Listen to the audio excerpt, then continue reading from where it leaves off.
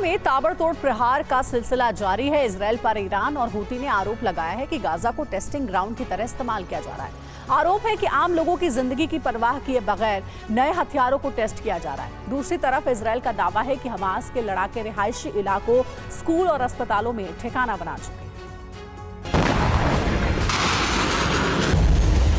बम target से भटक जाए, इजरायल को कोई फर्क नहीं पड़ता।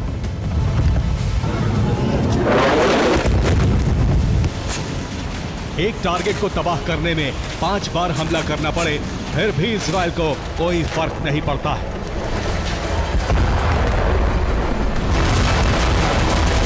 गाजा में ऐसा कोई भी इलाका नहीं जहां हमला करने में इजरायल को संकोच महसूस होता हो।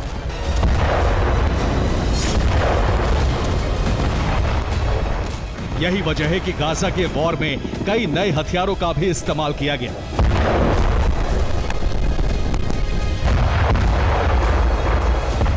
अब हूती ने आरोप लगाया है कि गाजा को इजरायल और अमेरिका ने टेस्ट ग्राउंड बना दिया है। हूती का आरोप है कि गाजा में इजरायल अपने हथियारों को टेस्ट कर रहा है। अमेरिका भी टेस्टिंग के लिए गाजा में हथियार भेज रहा है। नए घातक हथियारों से गाजा पर हमले हो रहे हैं। ईरान ने इजरायल पर प्रतिबंधित व्हाइट फॉस्फोरस से हमले का भी आरोप लगाया है।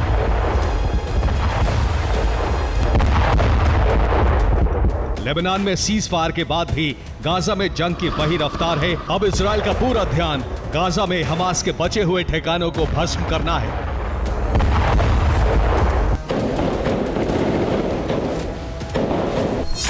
इजरायली आर्मी ने फिर एक अस्पताल पर हमला किया।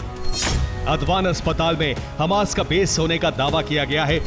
दक्षिण गाजा में कई हमास कमांडर को मारने का दावा भी किया गया है। इन तमाम हमलों के बीच इजरायली सेना को एक और बंधक का शव मिला है।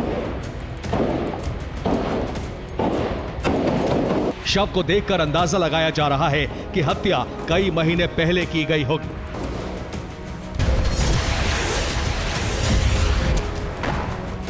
डीएनए जांच में इजरायल के बंधक की पहचान हो सकी। हमास लड़ाकों की मूवमेंट को रोकने के लिए इजरायली सेना अब सड़कों को तोड़ रही है।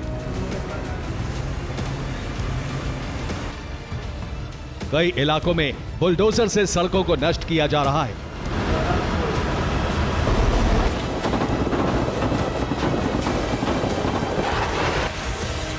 इजरायली सेना ने दावा किया है कि अब हमास के लड़ाके आम लोगों के बीच छिपकर रह रहे हैं, इसलिए कई इलाकों को खाली कराकर सघन तलाशी अभियान चलाया जाएगा। Bureau report, TV9 Bharat.